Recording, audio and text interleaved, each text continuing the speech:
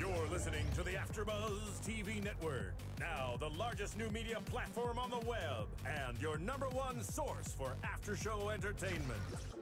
Very good, Ian Johnson.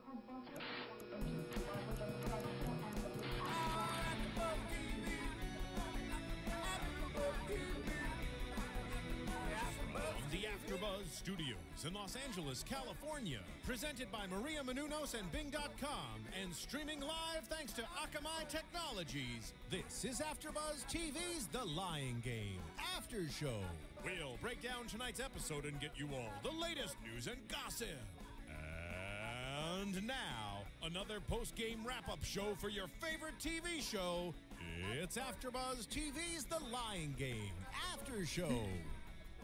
Hello, Lying Game fans. Being as we're doing, and we are doing another after show for The Lying Game Season 2, Episode 6.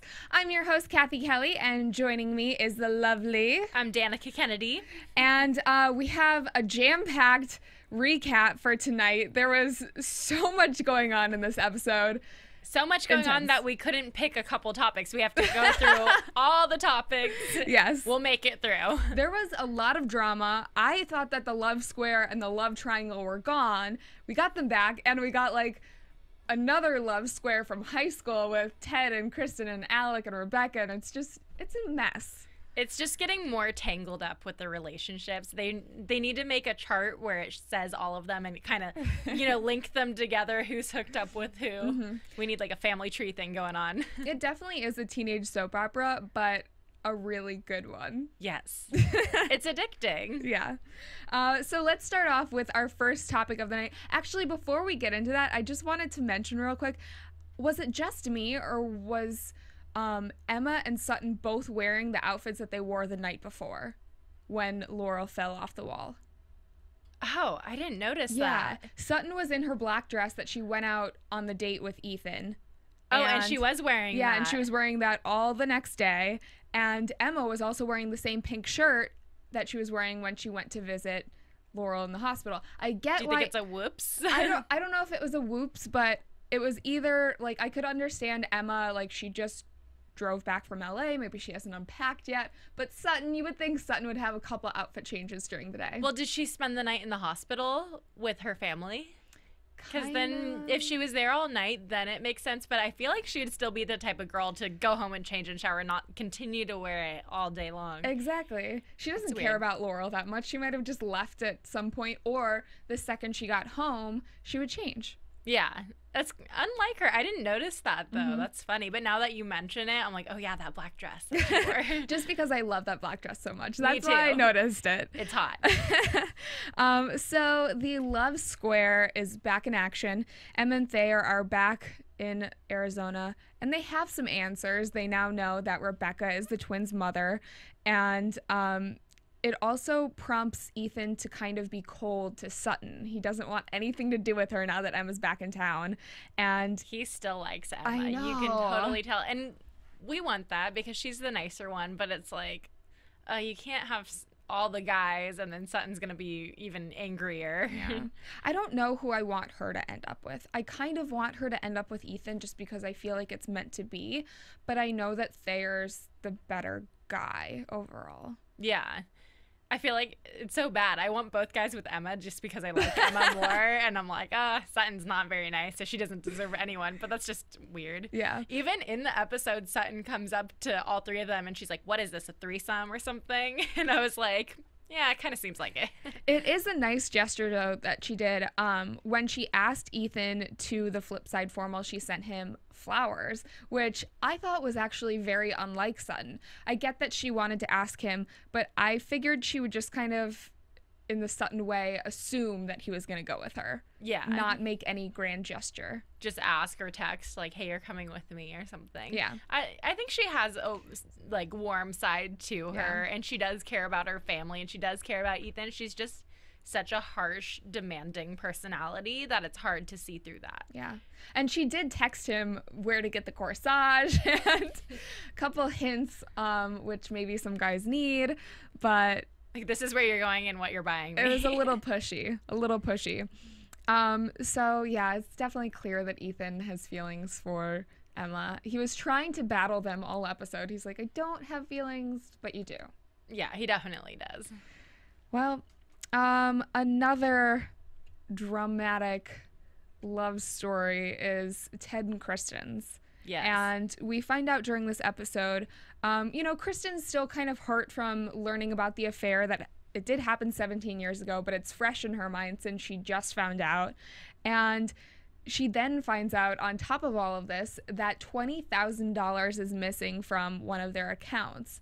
And she kind of is wondering, is Ted starting this affair back up with Rebecca? It's weird timing. Yeah, and he was being sneaky about it. It wasn't just like, oh, I withdrew like a bunch of money. It was like he was doing it secretly a little bit at a time so she wouldn't notice, at the same timing as that. And when she found out about that, she started seeing the divorce attorney again. Yeah. And so that's, gonna mess things up even more. Well, it's that principle, forgive and don't forget. And she was on the path to forgiveness, but she still doesn't trust him fully yet. So, I agree with her. I definitely agree with her in this situation. If, it's a lot of money. Guys, anyone, female, male, once a cheater, always a cheater. So I think that her, skepticism is dead on. I think so, even though it's probably the wrong reasons, which we find out later in the episode. Yeah. So Kristen, clearly upset, and who better to console her than Alec? I know. Creepy Alec. I was cringing during that scene when he came to the door with his wine bottle and he was like, hey, want to hang out? I was like, don't do it. Don't do it. And then he comes in, and then they had that really awkward moment where it was like they were going to kiss, but they just kind of just... Did they kiss, or was it just like a... It was more of an intimate half-inch apart, let's stare at each other, and then, like, go away. So technically, it's not cheating. Mm-hmm. But it's still something. If I was dating a guy or married to someone or whatever, and they split a bottle of wine with someone else and got a centimeter away from the other person's face, I would have a problem. She seemed like she was into it, though. Yeah. She liked it. They clearly have some history that we haven't found out about yet, and I definitely want to know more. Do you think they could have had an affair in the past? Well, they mentioned that, I think it was last episode, they mentioned that Kristen had feelings for him, but she never acted on it. At least according to her diaries, her journals. Yeah, for her journal. She never acted upon it, but she definitely had feelings. And it seems like Alec also had feelings, but he never acted on it because she thought that she was happy with Ted. Guess not. Well, especially since not anymore. All the money problems and she's thinking about divorce, she probably was more drawn to him, and that's why she let him in the first place. Like, whatever, like, my husband sucks anyways kind of thing. And that's what happened last time. She was hurt because Ted was always gone last time he had an affair, and she didn't realize that at the time, but Alec is very opportunistic. Mm-hmm. And this is his second opportunity to get with Kristen, and he is seizing it. And Alec's smart. In a nutshell, yeah. Creepy, but smart. Oh, yeah. Which, honestly, I hate that I'm going to say this. He's been so creepy this season, but this episode, he was a lot less creepy. Yeah. I think knowing some of the things that we know now, I almost want... I'm going to take this back. I almost want him and Kristen to, like... Get together. Yeah, maybe they will, like, swap partners. Another love square. Oh, the drama. Is that part of the plan? Yeah. I don't know. I'll probably rescind that comment next episode, but well, these shows, they always make you want to believe. Oh, yeah. You know, they trick you. And so maybe they have him act really creepy, but he's misunderstood, you know? We don't really know what his deal is yet.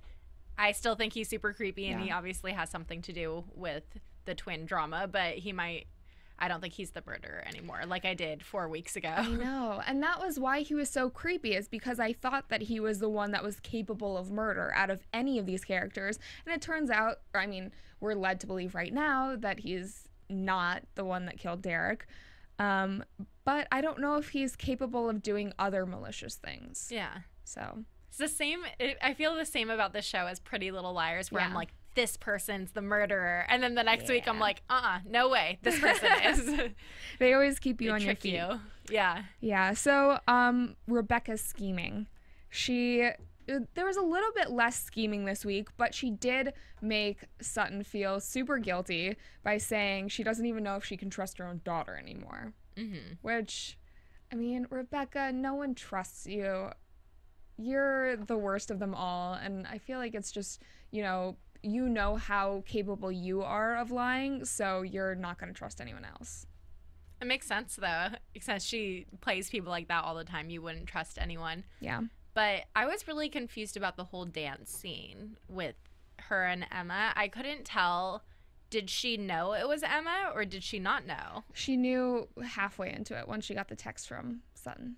But and yeah, then we'll talk about that. Though I was like, is she playing along with it or is she? I was really confused by that part. We'll talk about the dance later. But her scheming also before the dance was telling Jordan that he had to take Laurel to the dance. Which stirs up that love triangle. Oh my gosh. Yeah. And the reason why she says he had to do it, or she told him to do it, was because she wanted intel on why Laurel climbed over the wall, which is understandable. She's worried that Laurel is now in on this, and it's ironic because at the time Laurel had no idea what was going on. Yeah. She just wanted to find out why Sutton was everywhere at once. Yeah, and it's so sad because they keep saying like, oh, she's just boy crazy and chasing after him, and it's like, no, it's that her family's sketchy and she needs to figure out what's going on. Yeah. But it's convenient that they had that to fall back on as a lie, and it's working for everyone else except her. And I felt really bad for Mads. Yeah. In that whole scene. She was really upset. Turned to drinking again. I know. I mean, I just want Mads to be happy, and we still don't know about Jordan's past, so I'm not so sure about their relationship yet. What he's done that, Rebecca could blackmail him about. Yeah. So I still have a feeling he's sketchy, and we're going to find out more about him. Oh, yeah. I expected to learn more about him this episode, actually, and we didn't. So I'm hoping we still find out soon, but who knows? Yeah. Only time will tell. There's only a few episodes left in this season, actually. So they better tell us. Is really sad. I'm super bummed. But on the plus side, I can't give away too many details, but it looks like we will be having some guests from the show come on in the next couple weeks. Nice. So keep a lookout for that. And also, I just want to mention before we get back into talking about the Lying Game, if you're watching us on AfterBuzzTV.com, or if you're watching us on YouTube, then also take a minute to just go to iTunes, type in AfterBuzz TV, find the Lying Game podcast, and subscribe to those podcasts. Also, rate and comment. We love to hear your feedback, whether it's good or bad. But again, we would love 5 stars. That is always best. But yeah, we love to hear, what you think about the Lying Game, the podcast itself, ways that we can improve, and we will give shout outs to anyone who comments. So please do that. And then also, always comment on the YouTube feed. We look at those questions, and we'll get better about commenting back. Yes. Also, do you want to mention Serial Buddies? Mm-hmm. Yeah, Serial Buddies is Maria's new comedy movie that is coming out. It is produced by our very own CEOs, Maria Menounos and Kevin Undergaro. He wrote and directed it, and it's a great comedy. It's absolutely hilarious. It's really different. Yeah. It's mixing up the murder horror genre with sort of Dumb and Dumber silly comedy. So it should be interesting. Be sure to check out the trailer and go see it. Yeah, if you head on over to serialbuddies.com, you can check out the trailer. And it was really exciting because we just announced yesterday that it is actually going to be out in select theaters in 6 cities across the country. So I think it's Chicago, San Francisco, LA, New York, and Boston. Thank you, Nice. Marissa. Yes, so those are the 6 cities. Check out the dates. It is released March 8th, and it will run till March 14th. And it's actually a really funny movie. I've seen it several times now, just from working here in the office. Yeah, it's hilarious. So you're definitely going to want to check it out. So back to the Lying Game. Laurel is struggling this entire episode as to, she's wondering who she can trust at this point. She feels kind of betrayed by both Emma and Sutton, and she doesn't know whether to help out Emma or not. I was really happy that they started the episode off with Laurel, because remember last week I was like, they're just going to end it right there and then go to something else. But they actually started with her on the roof in the hospital discussing it, and she was so upset. And I don't blame her. Everyone's been lying to her left and right for the last few months. Yeah. But I think she is going to warm up to Emma more, realizing that Emma's the one that's been nice to her, that she's had a connection with, and Sutton's been the one that's been totally off guard, like rude to her. So I think once she realizes that and sees how Sutton's plotting and figures out more and more of the details that Emma's getting warmer to finding, she's gonna be like family to Emma more than Sutton, I think. I think what was more hurtful for Laurel to find out is that Emma and Sutton told other people, and they didn't confide in her, and that is just one of the most hurtful things, because you feel like they don't trust you, or they have closer bonds with these other people, and you feel left out. Like, it sounds stupid, but feeling left out almost like is just as bad as being betrayed. Totally. And if that happened with your friends, you'd feel that way too. If they told everyone but you, it's like, what the hell? I didn't do anything. Maybe I'm not a real friend. Yeah. And so Laurel is kind of coming to terms with this the entire episode. So I can totally understand why she was at first reluctant to help out Emma. But then, as you said, like, she started to realize, like, it wasn't that I had one bipolar sister. I was, talking to these two twins, and Emma was a nice one. Whenever someone was giving me advice or being, the sisterly figure that I needed, that was Emma. And whenever someone was sabotaging me and calling me names and telling me I was a dork and not capable of getting guys, that was Sutton. Yeah, it's really sad, but true. Yeah. Should clear things up, though, for her, because she must have thought that Sutton was bipolar or something this whole time, because she was so all over the place with how nice she was and how mean she was. So she figured it out. Yeah, she definitely did. She was catching on pretty quickly. Not quick enough, though. Yeah, I'm still surprised the parents haven't caught on. Well, I think that they realized how crazy Sutton is over the last 17 years, and they just kind of thought it was normal behavior. Yeah. They didn't think twice about it.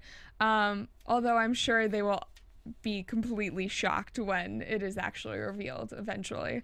I wonder if Ted will be shocked, because I don't know what Ted knows. Yeah. And that's one of the things I want to talk about in predictions. What does Ted know? I know. So one really touching moment that happened between Emma and Laurel was Emma said to Laurel, and this is something we've been wondering pretty much the entire season.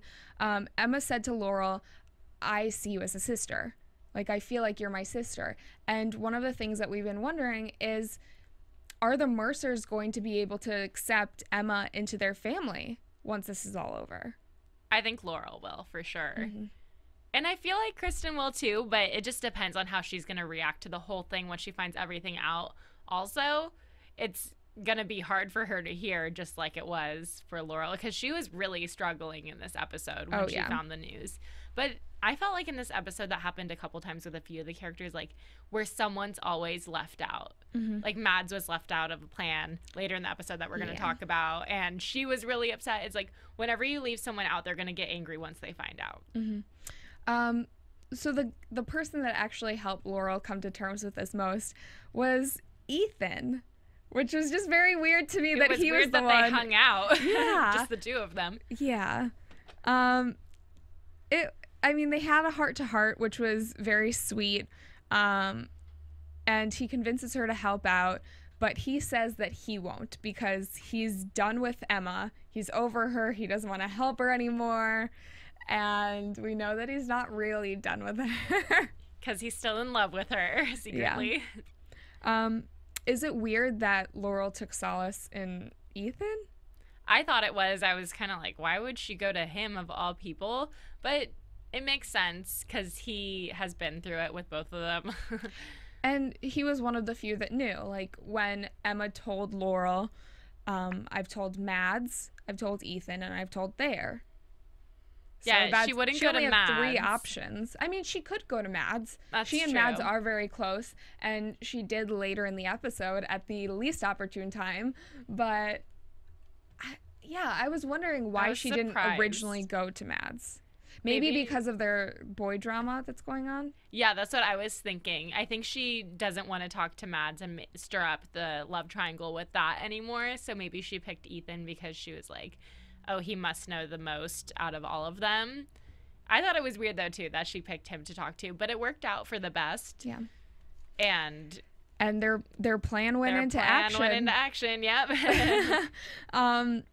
So this is something I just thought was hilarious. It happened twice in the episode. So in this situation, it was Thayer, Emma, and Laurel all in the clubhouse room, and they're talking about how Laurel's going to help him out, and then it looked like Ethan walked out of a closet or something. I couldn't really tell. It happened one other time in the episode. Yeah, it happened earlier in the episode when Laurel was in her room and she was, in her bed because she was still hurt. Sutton walks out of the room and Emma pops out of the closet. They just show up. It's like they're understand. hiding. There's no door in the closet. Like, that just doesn't make sense to me. And maybe I just saw it wrong. I don't know. No, that definitely happened. I was picturing her like hide and seek in the clothes, hiding from her, but it was just, I don't understand how she got in there. And that always happens on this show, though. Even when Sutton did that speech at the country club, Ethan just like walks in randomly. Like, they always just pop up. Well, but he works there, so that makes more sense. Yeah,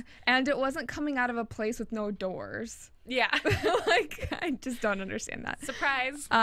So the plan is, we find out they want to use Sutton and and Rebecca's kryptonite, which is, guys. Yes. It's Ethan and it's Ted.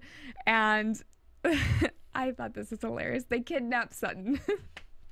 It was really funny. Yeah. I wasn't expecting them to kidnap her how they did. Mm-hmm. They just kind of said, it was like romantic. He picks her up and there's this limo. Like, oh, look, I'm such a good boyfriend. I got the flowers you wanted in this limo. And she gets in and then he takes off and it's Thayer driving. Still kisses her. Yep. Just like the cherry on top of the cake. How awful does Sutton feel after she gets in the limo? The door is slammed. And they took away her phone. I know. And everything. But Sutton's a powerful woman, so she did not let that last. No. I thought of Miss Congeniality when she hit Thayer, because, the solar plex whatever thing where Miss Congeniality, sing, where she just hits the guy. It's self-defense. Didn't she knee him in the balls? She just like hit him really hard and then jumped in and drove off in a big limo. Mm-hmm. Impressed that she can drive a limo. Me too. I was thinking, like, I wouldn't know how to use that. Yeah. So before she escapes, Emma ends up arriving at the dance with Ethan. Uncanny how similar they looked, Emma and Sutton. Like, how fast you had to throw together an identical outfit and you did it exactly. It's weird, too, because we're so used to watching it where it's the two twins, but when you think about it, it's one girl playing both, and so she was doing both scenes, and I was thinking, like, wow, they look so much alike in this scene, and then I was like, to change anything. I feel really stupid. It's the same girl. And they probably didn't even have her switch outfits. I don't think they bought 2 outfits. They just used the same one. Yeah, there's no point. It's great for their costume budget, but I was getting confused. I was like, wait, is that her, or is it Emma, or is it Yeah. So at the dance, Ethan and Emma get very close. He says that it's not going to be believable unless they're because he likes her. Apart. Yeah. And it seemed like that might have ignited some more sparks between them. I think Emma still has feelings for him too, but doesn't want to because she realized that Thayer is a really good guy, and which we saw at the end of the night. Yeah, he's a really good guy. Whoa. And yeah, Ethan's gone back with Sutton too. Like, she left for only a few days and he got back with her really quickly. So I think she kind of is like, I should be over him, but I can't help my feelings. Yeah. So during this dance, the whole goal was to get intel from Rebecca. Emma was going to pose as Sutton, and while Sutton was not there, and find out what the scheming was going on between Rebecca and Sutton. By confronting Rebecca. Yeah. And she's just about to do this. Rebecca walks out of the room, not knowing that Rebecca just got a text from Sutton that 911, I'm in the cafeteria, come find me. That's that's Emma out there. So Mads ends up confronting Emma. Awkward moment. Really awkward. I felt bad for Mads though, because she wasn't with the guy that she wanted to go to the dance with. Yeah. She didn't have a date. And then she's left out of the plan. So, of course, she's going to feel like crap afterwards. I felt really bad for her. She was more upset than Laurel was. Mads was lied to for one night. Laurel was lied to for months. And Mads was a little bit dramatic. Mads is the drinker of the group, I know. too. It's Everything so is amplified with alcohol. It is. Like, none of all the other characters, they just get really upset and storm off. And then you always see her with, like, a bottle of wine or something. Yeah. Well, that's Mads for you. Yep.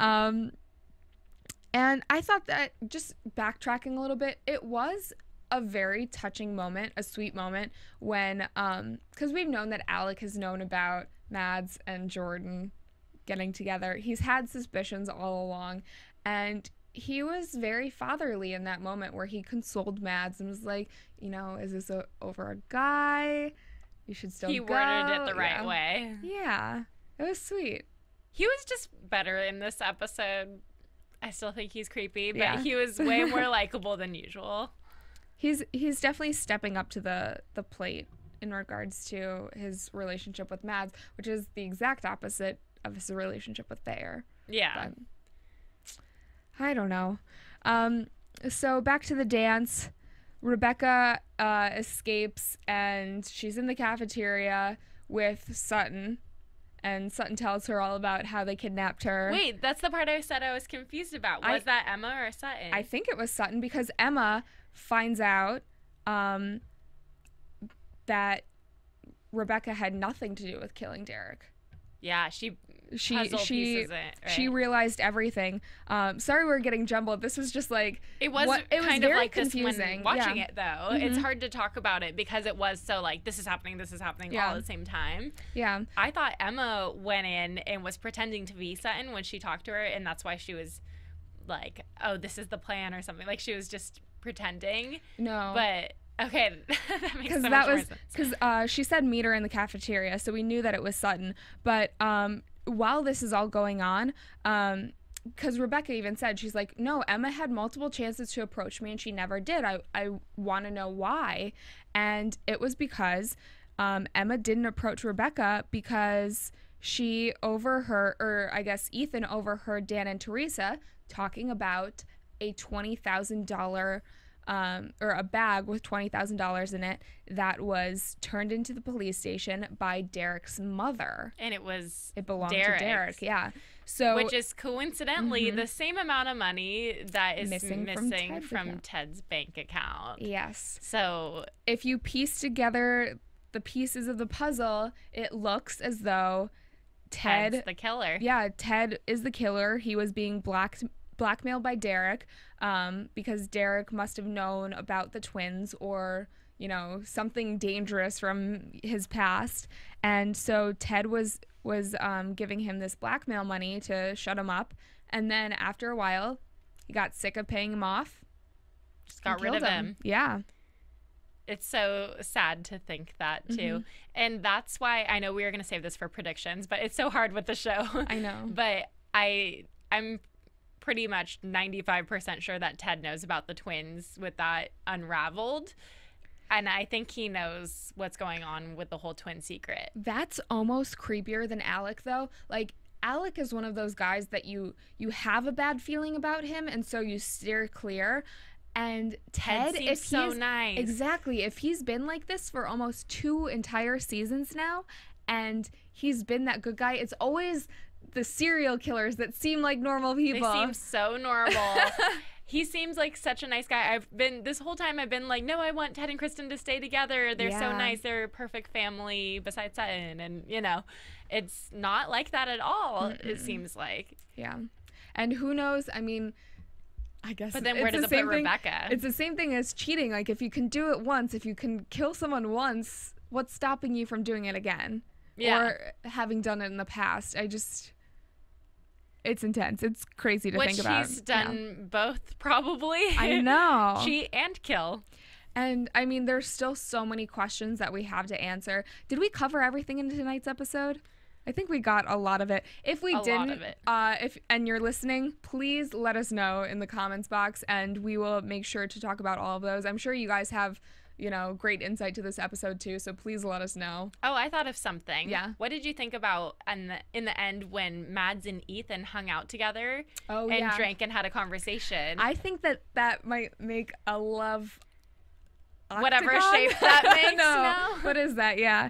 They were very chummy. I thought they were going to hook up. Mm-hmm. It seemed like it was leaning towards that. We know Mads, when she gets drunk, she kind of becomes a floozy. And also, Ethan, he doesn't really have Sutton or Emma right now. And I don't think he wants to have either of them because it keeps getting more dramatic for him. That I could see him hooking up with one of their friends or something. I think that he will always want Emma. I think that will always be the person that he genuinely wants to be with. I think that for the time being, Sutton was his second choice. And now that Mads might be in the equation, I think that, she's definitely better than Sutton for him. But since Mads feels betrayed by Emma, she would have no problem taking her ex-boyfriend. And the thing, her and Jordan aren't working out either, so I think that's a possible hookup. Although she just doesn't know that Jordan is really into her. Yeah, but it doesn't seem like it because he's going to dances with other girls. But that was part of Rebecca's plan, and she kind of forced that on him. Yeah.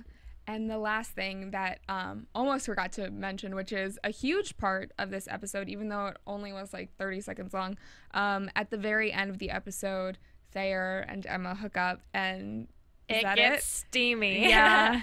I think that... Hot, juicy hookup, and that's where they end. Mm-hmm. I'm interested to see if Ethan and Mads have something, though. Yeah. That would be weird. Yeah. I don't know if I want that.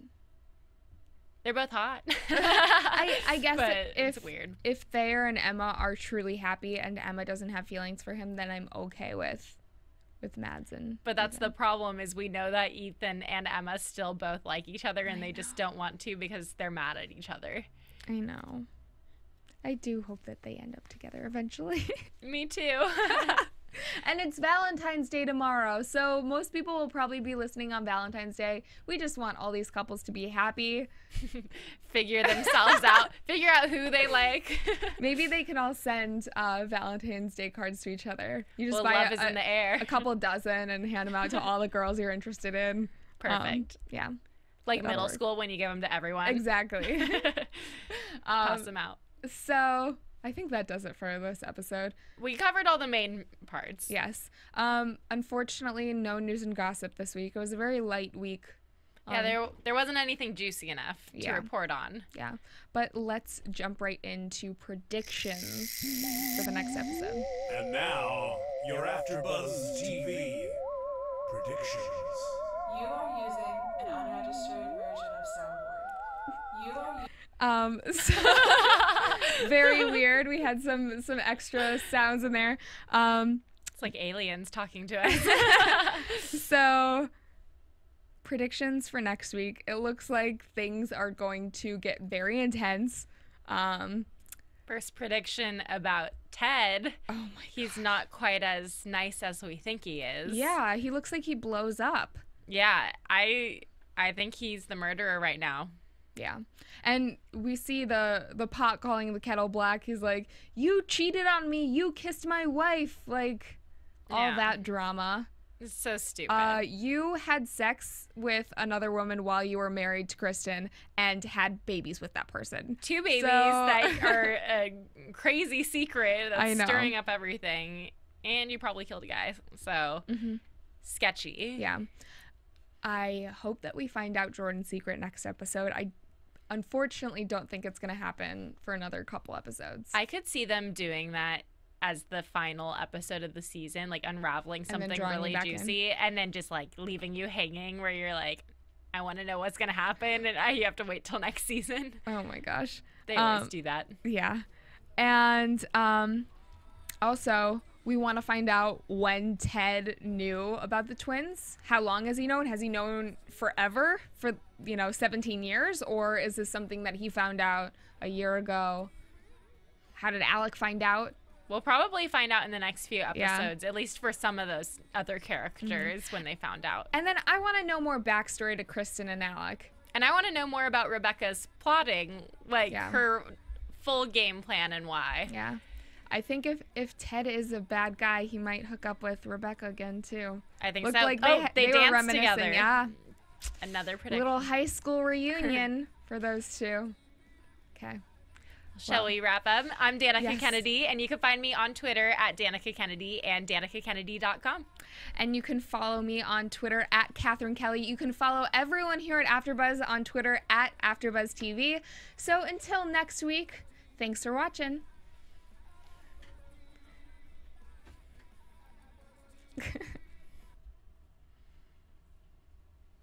From Bing.com, executive producers Maria Menounos, Kevin Undergaro, Phil Svitek, and the entire AfterBuzz TV staff, we would like to thank you for listening to the AfterBuzz TV network. To watch or listen to other after shows and post comments or questions, be sure to visit AfterBuzzTV.com. I'm Sir Richard Wentworth, and this has been a presentation of AfterBuzz TV. Buzz you later. The views expressed herein are those of the hosts only and do not necessarily reflect the views of AfterBuzz TV or its owners or principals.